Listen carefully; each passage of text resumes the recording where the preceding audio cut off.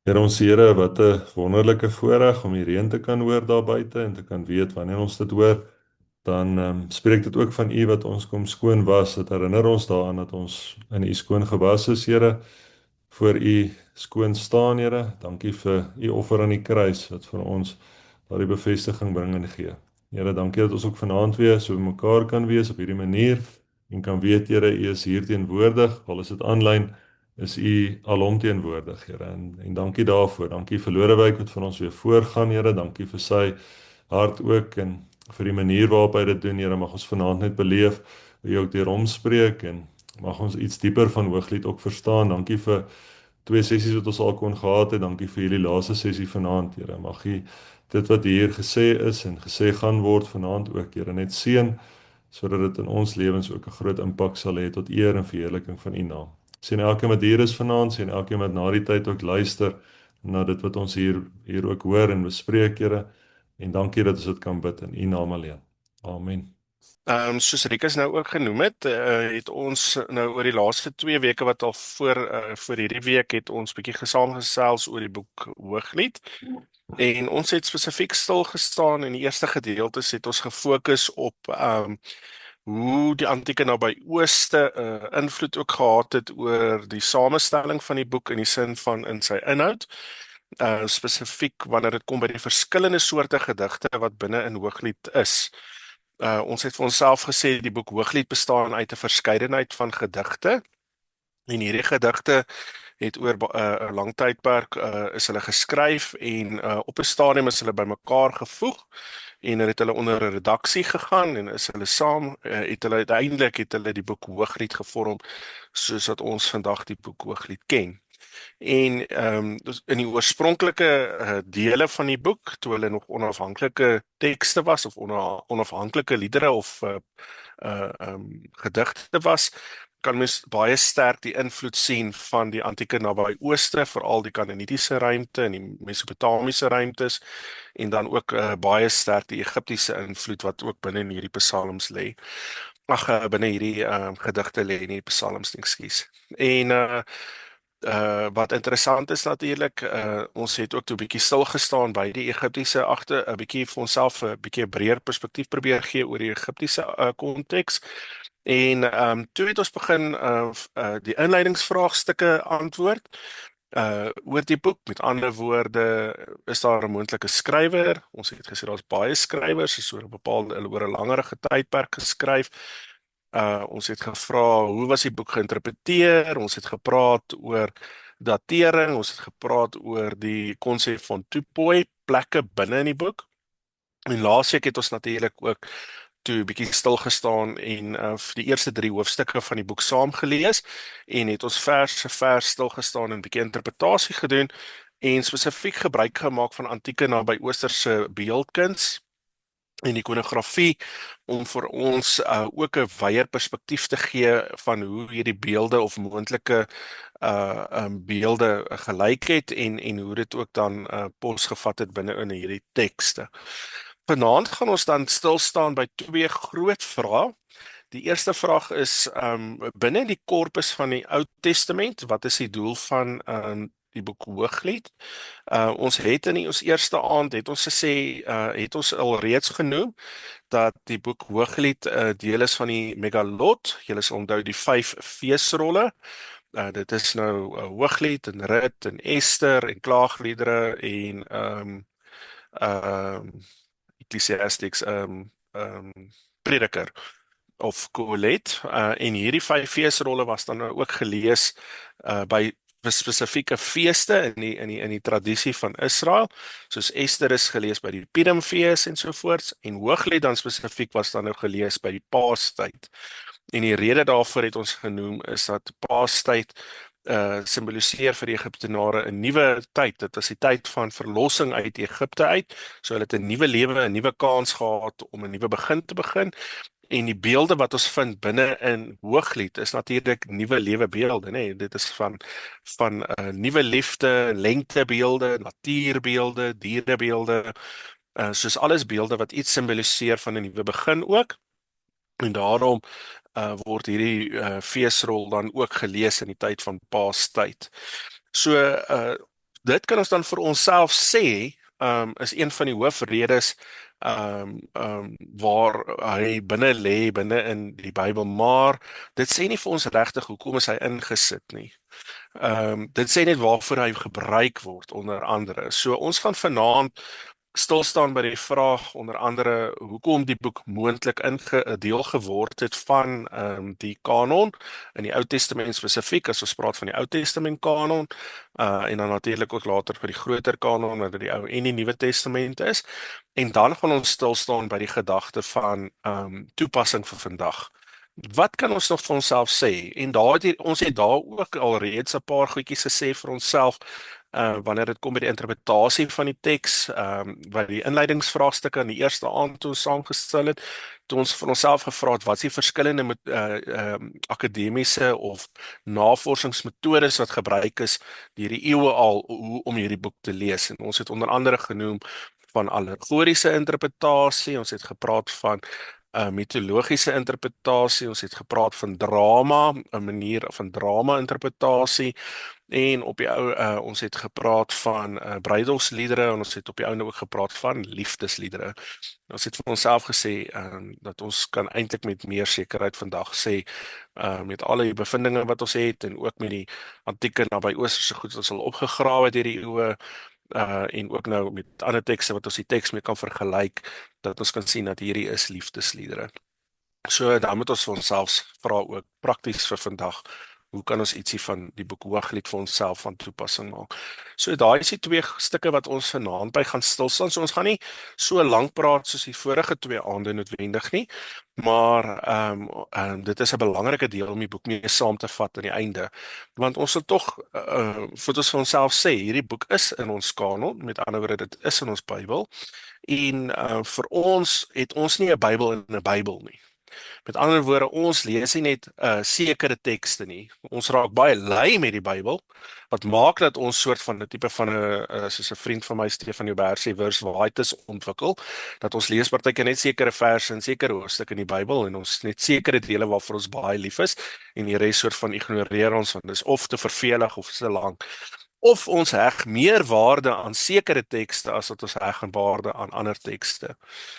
En dit is een van daai goed wat ons onsself ook moet teenwaak, dat ons nie op die punt kom dat ons 'n Bybel binne in die Bybel het, dat ons net sekere dele van die Bybel lees nie, maar laat ons vir onsself sê, ons kanon begin by hoofstuk 1 of by die eerste deel van Genesis 1 tot aan die einde van Openbaring, en ons sê elke vers dra iets by tot ons Christelike geloof en dra iets by van die woord van God. Dit is tog die teologie, die theos, God, logos, woord van God. En hierdie Bybel, wat Biblia is, die biblioteek, bestaan uit 'n groot verskeidenheid van boeke. En ons wil hê hierdie verskeidenheid van boeke moet ons iets leer van ons verhouding ook met die Here en hoe om die weg te loop saam met die Here ook in sy koninkryk. Goed. So as ons dan verder gaan, kom ons begin dan met daai eerste vraag van kanon. Hoekom is die boekie 'n Hooglied? Hoe het hy deel geword van die kanon? Nou hier moet ek ietsie vertel van die tydlyn van Israel om ons net weer 'n bietjie te help en te heroriënteer. Van waar ons staan in die geskiedenis wanneer ons ook besig is met hierdie boek. So Israel sal julle onthou as ons so hier van 1000 voor Christus begin saamgesels, dan sal julle so onthou van 1000 voor Christus was die koninkryk van Dawid gewees. En na Dawid was dit sy seun Salomo, so ons praat van daai tyd as die Verenigde Koninkryk of die koninkryk voordat dit geskeur het, en na Salomo hier 922 voor Christus het die koninkryk in twee geskeur. So dit ons die Noordryk en die Suidryk, en die Noordryk was natuurlik Israel en die Suidryk was natuurlik Juda gewees. En die hoofstad van die Noordryk Samaria en die hoofstad van die Suidryk was Jerusalem. En hier ongeveer 722 voor Christus het die Assiriërs ingevaar en die Noordryk oorwin en die Noordryk was verslaan. Dan gaan die geskiedenis verder en in die Suidryk kom die Babiloniërs staan dan 586 596 eers was die eerste ballingskap of die eerste wegvoer waar die eerste groep van Jode weggevoer was in ballingskap, maar dan 586 587 voor Christus dan kom die Babiloniërs in met Nebukadneser en hulle vernietig die tempel, hulle breek die tempel af in Jerusalem en hulle vernietig Jerusalem en dan is dit die groot ballingskap wat plaasvind en 'n klomp van die mense was weggevoer na Babilonië toe. Dan so net na dit, so hieromtrent 539 voor Christus, kom die Perse in bewind en die Perse het 'n ander manier gehad om hulle koninkryk of ryke mee te regeer in plaas van om ouens in ballingskap te hou of weg te voer vir slawerny het hulle die volke toestemming gegee om terug te gaan na hulle lande toe sodat hulle natuurlik daar kan gaan werk in hulle eie lande en maar nou word hierdie lande deel van die groter koninkryk van Persië en dan natuurlik moet hulle nou belasting betaal. So dit was 'n baie slim stelsel om ook geld in te wen. So hulle was min bekommer oor watter gode jy aanbid het en wat jy doen in jou eie land solank as wat jy hulle reëls nakom en dan hulle belasting betaal was hulle baie gelukkig. En dit lees ons dan van ook hier in die laaste dele van die boeke Kronieke. En dan natuurlik die twee boeke wat baie sterk hiermee te doen het, is die boek Esra en Nehemia. Nou wat toe gebeur het is met daai terugkomslag. Toe die Perse toegelaat het dat die volk terugkeer, moet mense in gedagte hou, dit was nie die hele volk Israel wat weggevoer was nie. Dit was hoofsaaklik die koning met sy elite, die ryk mense en die belangrike mense soos priesters en mense wat rykdom het en goed. En baie van die armsaliges en die gewone mense moes nog steeds agtergebly het en hulle was onderdruk en het die swaar kry van beleef daar in Jerusalem toe hulle nou moes agterbly. Dan was daar ook 'n bepaalde groep wat weggevlug het van die Jode wat weggevlug het Egipte toe. So ons sit eintlik met 3 groepe toe in daardie periode. Die groep wat weggevlug het Egipte toe, die groep wat oorspronklik agtergebly het in Jerusalem of in Israel en dan die groep wat in ballingskap weggevoer was.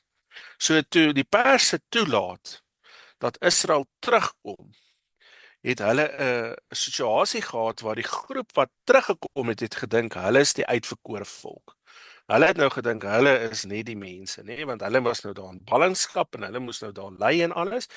Maar net so die groep wat gedink het wat nie weggevoer is nie, het gedink hulle is nou die uitverkore. So daar was baie konflik en al hierdie konflik lees ons dan in hierdie twee boeke Esra en Nehemia wat ontstaan het tussen hierdie groepe, die twee groepe, die groepe wat agtergebly het en die groepe wat weggevoer het. En Esra en Nehemia moes hierdie hele situasie bemiddel. En hulle moes nou seker maak dat hulle in hierdie hele proses, in hierdie hele krisis ook reg kry om die land Israel weer te herbou. En julle sal onthou die verhaal van hoe hulle die stadsmure nou weer moes herbou en dan natuurlik ook die tweede tempel wat so ongeveer 520 voor Christus toe nou klaar opgebou was. Maar deel nou van hierdie krisis van hoe om die mense toe te kry om nou weer saam te werk is dat hulle toe baie sterk gefokus daarop om die identiteit van Israel weer te bevestig. Deel van ongelukkig van daai proses wat toe gebeur het is dat in hierdie identiteite of heridentiteit vorming van Israel het hulle ongelooflik eksklusief geword. En dit is eintlik totaal en al teenoorgestel van wat die eerste dele van die Bybel in die Torah, Genesis tot Deuteronomium ons leer. Want God is inklusief, God is nie eksklusief nie. God het sê juis in Deuteronomium julle met die ander nasies deel maak. God sê juis dat ons met die ander insluit. God sê juis dat ons moet omgee vir die wat arm is, die weduwees, die wese, die mense wat mishandel word, die mense wat in die minderheid is ensovoorts. So die hele teologie wat was van inklusiwiteit ly skade in die vorm van dat Israel word ewe skielik verskriklik eksklusief. En in hierdie eksklusiwiteit vir identiteit vorm daar ook toe nou 'n klomp sektes, Joodse sektes vir die eerste keer. En dis hierdie Joodse sektes wat ons dan sien uiteindelik in die Nuwe Testament wat dan nou baie sterk staan, soos die Sadduseërs en die Fariseërs en so 'n Qumran gemeenskap en daar was en nog ander groepe ook.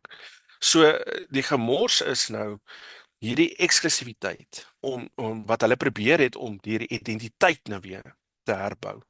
En een van die groot goed wat geword het van daai identiteitvorming van hulle was en hierdie eksklusiwiteit was om te sê dat jy mag ook nie eintlik trou met ander buite Israel nie. So hulle het die huwelike en die verhoudinge het hulle baie streng gereguleer. Nou wat gebeur is dat soos alle goeie tekste in die Bybel is daar altyd sosiale kritiek.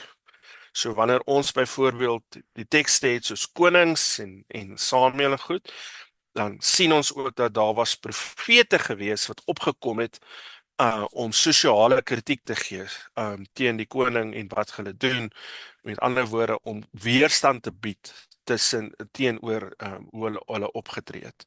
Net so vind ons in die Ou Testament dan ook tekste wat ontstaan het as weerstand teen hierdie eksklusiwiteit van Israel wat ontstaan het na die ballingskap.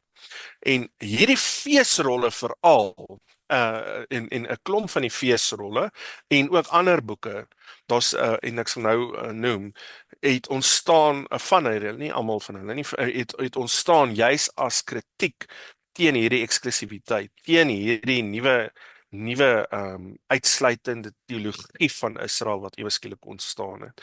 So ons kry byvoorbeeld 'n boek soos Ester. Ester wat kom en vertel waar Ester deel by die Persiese ryk is en hoe sy die koning daar beïnvloed en hoe die volk daar inklusief is. So met ander woorde hoe die andere dan ingesluit word. Ons kry die boekie Rut wat dan geskryf word met die hele doel, en as jy die laaste deel van hoofstuk 4 van die boek Rut lees, dan sien jy daai laaste deel wat bygevoeg is juis vir hierdie kritiek om te kom aandui dat uit die geslag van Dawid, nê, van Rut was die voorma of die grootouer van Dawid, die groot koning Dawid, se grootouer is 'n Moabiet. Rut is 'n Moabiet. So dit is nie weer 'n keer, hier kom die groot koning Dawid se geslag, is nie eers eksklusief Israel nie. Dan kry jy 'n boekie soos die boek Jona. Jona wat as 'n kritiek kom van God wat Jona stuur om Ninive. En dit is baie simbolies, nee, want dit is die groot vyand van Israel waar Ninive is en so aan met die Babiloniërs en die Assiriërs en goeters, maar met Nebukadneser met Ninive met die Babiloniërs en so, om kritiek te gee om te sê, hoor hierso, maar jy moet gaan na hulle toe. En op die einde dan sluit God hulle in. Dieselfde in hoofstuk 1, hè, van Jona in hoofstuk 1, wanneer Jona daar op die boot geklim het met Joppe en hy's op die see, die matrose is nie gelowiges nie, hulle is nie Jode nie. Maar dit is die verhouding, die interaksie, dit wat hulle sien wat gebeur, bring hulle tot bekering en dit bring hulle dat hulle neerval voor God en dan God Jahwe aanbid. En dieselfde gebeur dan ook later in hoofstuk 3 wanneer die stad Ninive tot bekering kom en dan sit Jona natuurlik daar in die laaste deel daar sit hy onder die bos en hy is kwaad want hy sê vir God ek het geweet dit is hier gaan optree. Nee, maar dit is hierdie weerstand. Die boekie is geskryf as 'n kritiek, as weerstand teen hierdie absolute eksklusiwiteit. En dit bring ons dan vir dieselfde rede ook by die boek Hooglied. So in groot waarskynlikheid, in alle waarskynlikheid is die boek Hooglied hierdie eksklusiewe liefdesverhouding, 'n eksklusiewe liefdesverhouding tussen een man en een vrou, is 'n kritiek teen hierdie wet van eksklusiewe huwelike. Want as ons die teks lees en ons kyk die verhouding tussen hierdie man en vrou, is dit duidelik dat die vrou waarskynlik nie val in die Israel tradisie nie. en wys hierdie boek iets van hierdie absolute liefde wat kan wees tussen 'n man en vrou van verskillende nasies. En is die kans baie goed dat hierdie boek dan ook in alle waarskynlikheid ook dien dan as een van die grootste kritieke in die Ou Testament teen hierdie absolute eksklusiwiteit wanneer dit kom by huwelike wat Israel probeer voorhou het. En in sodoende ook eintlik vir hulle self baie konflik veroorsaak het. So, hoekom is die boek dan ingesluit? Wel, die boek is ingesluit in alle waarskynlikheid vir een van hierdie redes, dat dit ook gedien het as 'n kritiek. Dit was ook later ingesluit vir die verdere rede as kanon bevestig dat dit ingesluit is dan ook vir sy funksie binne in die megalot, waar dit dan ook gebruik was as en gelees was vir die feestydperk en vir die feesrolle, maar sy oorspronklike insluiting van groot dele was al ingesluit voordat dit nog gebruik was as deel van die megalot, was as hierdie sosiale kritiek teen hierdie tydperk van eksklusiwiteit wat ontstaan het na die ballingskap van Israel. So dit is die eerste groot punt of die eerste groot vraag wat ons vir onsself wou gevra het. So dit is nou 'n lang storie om antwoord te gee, maar dit is belangrik om dit te verstaan, te hoor wat hierdie agtergrond is. So ons gaan nou na ons tweede gedeelte toe. So die eerste vraag wat ons gevra het vir ons is die plasing van die boek binne-in die Bybel. So daar kan net weer 'n herinnering van waar is die boek geleë? Binne in die Hebreëse Bybel, nie in ons vertalings nie, want ons vertalings volg die LXX of die Griekse vertaling, die Septuagint, maar in die Hebreëse Bybel sal julle weet word genoem die Tanakh. En die Tanakh of die Hebreëse Bybel bestaan uit 3 groot dele. Die T staan vir Torah. So dis die instruksies van God, dis die eerste 5 boeke van die Bybel. Dan die tweede deel is wat ons noem die N van die Tanakh staan vir die Nefiim en dit sluit in die profete en die vroeë profete ook. So die vroeë profete sluit nou boeke so Samuel en Konings en so aan in. En dan die en die gewone profete en die klein profete en so aan. En dan wat ons dit ken en dan die laaste gedeelte van Tanakh, die K staan vir die Ketuvim of die geskrifte. En Hooglied val dan binne in daardie gedeelte, hy val binne in die Ketuvim. So hy is binne in die geskrifte en binne in die vertaling of in die Septuagint, weet julle, lê hy natuurlik na Prediker en vorm eintlik deel van die wysheidskorpus. Verlang was daar geargumenteer dat Hooglied ook gelees moet word as een van die wysheidsboeke of deel van die wysheidsliteratuur, maar soos ek vir julle genoem het, vandag interpreteer ons dit as liefdesliedere, so ons volg nie meer daai of meeste akademici volg nie meer daai omskrywing van 'n Hooglied as een van die wysheidsliteratuurboeke nie.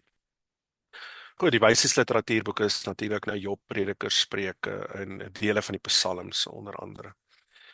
OK, goed. So wanneer ons besig is met die boek Hooglied en ons vra wat is die betekenis van vandag, dan word daai vraag baie direk gekoppel aan die manier van hoe jy die boek lees. So, jy moet self besluit. Ek kan vir jou die metode sê, maar jy moet self besluit in watter jy moet kies in watter manier jy die boek Hooglied wil bestudeer.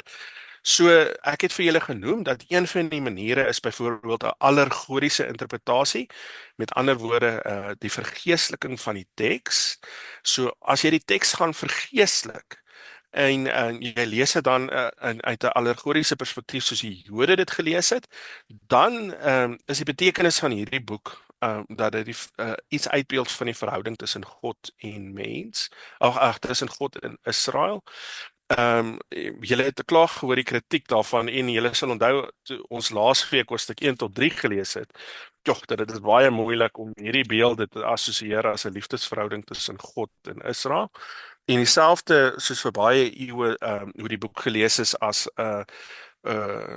die allegoriese interpretasie vir Christen en hulle die verhouding is tussen God en die kerk, of dalk kan mens sê dan Jesus en die kerk. Maar weer 'n keer, hierdie beelde is eksklusief tussen 'n man en vrou en dit is erotiese taal. So dis sou baie moeilik wees om hierdie boek te lees of te interpreteer vir vandag in daardie tyd, maar dit is nie uitgesluit nie. As dit is hoe jy verkies om die boek te verstaan, dan is dit jou voorreg om dit so te verstaan. Maar as ons dit lees in die konteks van liefdesliedere, soos wat ons duidelik kan sien ook hoe hierdie boek homself voordoen, dan kan mens nogal baie vir myself sê oor die liefdesverhouding en iets van die beelde van die liefde wat binne in dit is. Natuurlik die eerste ding is dat dit is poesie. En liefde is poëtiese taal, dit is romanties. Jy weet as jy vir iemand 'n gediggie opsê of jy vir hulle ietsie sing of so. So liefdestaal het hierdie vermoë om stiltes te deurbreek en afgronde te tipe van te oorbrug en so aan met liefde.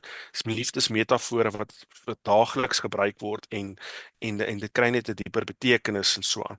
So 'n tweede geding is dit is 'n viering. Jy kan sien, hierdie is 'n absolute feesviering van liefde tussen 'n man en vrou. En daarom is dit nie sou dit nie vreemd wees om hierdie teks ook te lees by 'n huwelik nie. Want hier is ook van hierdie gedigte het ons gesê is ook bruilofsliedere en kan van toepassing wees ook of kan gebruik word by 'n huweliksbevestiging en so aan, maar dit is die viering om te sê dat dit 'n soort van 'n heildronk of die drink op die lewe van liefde. Lewe en liefde, nie lewe van liefde, lewe en liefde. En daar heers 'n feesviering, 'n fees vir die sintuie. Want jy kan sien as jy hierdie teks lees dat jou sintuie word geaktiveer. Hy nooi jou uit wanneer hy praat oor die parfuum om te ruik en jy met die omskrywing van die beelde word jou oë en jou ore en wanneer hy hulle daar in die gras lê in die veld in die wingerd dan voel jy daai nat gras teen jou lyf. So al jou sintuie word wakker en ons skryf en dit help ons ook om hierdie wonderlike liefdesverhouding wat hier omskryf was en dit is die groot ding dink ek wat bydra is die feit dat 'n erotiese liefdesverhouding soos wat dit omskryf word hier kan baie spiritueel bydra tot spirituele verhouding en dit dra by tot die spirituele verhouding tussen 'n man en 'n vrou in hierdie konteks. So dit kan baie sinvol toegepas word in die verhouding tussen 'n man en 'n vrou om ook ietsie te stimuleer van die gedagte van hierdie diepe liefde en afhanklikheid teenoor mekaar ook en omgee vir mekaar. 'n Verdere gedagte is dat hulle behoort slegs aan mekaar. Ek dink ek het dit nou al 'n paar keer gesê, maar ek dink ek wil dit beklemtoon dat hierdie boek glad nie op geen manier gebruik moet word om te sê dat mens kan dat losbandigheid hier is nie 'n vorm van losbandigheid in hierdie boek nie. Hierdie boek is 'n baie ernstige liefdesverhouding tussen 'n man en 'n vrou wat hulle lewens vir mekaar gee. En ek dink mense moet dit baie duidelik vir mekaar sê dat hierdie is die boek is ondergeskik aan die verhouding tussen 'n man en 'n vrou en die figure. Al die figure wat in hierdie verhouding is, al die mense wat gekla, die vrouens en so aan wat die hele tyd probeer inbraak maak. Julle sal onthou die jak nee, die ander mans en so aan. Nêrens word hulle die geleentheid gegee om te sê dat hulle mag 'n inbraak maak op hierdie verhouding nie, want dit is 'n eksklusiewe verhouding tussen twee mense. Dit is duidelik 'n beeld van geheelheid dat hulle twee mekaar aanvul. Die een kan soort van nie sonder die ander een nie. En daarom is dit ook in die huwelik moet dit so wees dat mense vul mekaar later aan en mense ondersteun mekaar en mense leer mekaar beter ken. En hierdie is dit duidelik dat hierdie allesomvattende geheelbeeld duidelik hier na vore kom wanneer jy hierdie boek ook lees. Die verlange nee, julle sal onthou, een van die lekker goed wat ons nou kan doen is, julle sal onthou toe ek omskryf het wat 'n soort liedere jy vind binne in hierdie boekie Hooglied in haar eerste aand, dat jy kry bruilofsliedere, maar jy kry ook skertsliedere, jy kry ook liedere wat verlange aandui, dat ek mis jou my liefling, ek wens jy was nou hier by my gewees, jy weet daai tipe van goed, en dit stimuleer daardie gevoel ook. Wanneer jy hierdie teks lees, help dit vir ons om woorde te kry, om ook uitdrukking te gee partykeer as ons sukkel om iets te sê teenoor ons eggenoot, om te sê, hoor hierso, maar hier is die woorde, weet jy, dit is hoe ek voel, Dit is hoe ek voel as jy weggaan. En jy moet vir werk weggaan. En ek mis jou. Of partykeer 'n bietjie skerts, 'n bietjie komies te wees en vir mekaar ook 'n bietjie te lag en so aan of beskrywingsliedere. En dan laas het jy voor die persoon wat jy lief is gestaan of die persoon wat vir jou omgee en hulle omskryf en hulle beskryf en gesê, weet jy so, maar weet jy, is vir my lekker om na jou te kyk. Is vir my lekker om jou te sien. Jou oë maak my opgewonde. Jou oë is soos duwe, nê, sê die teks hier in Hooglied.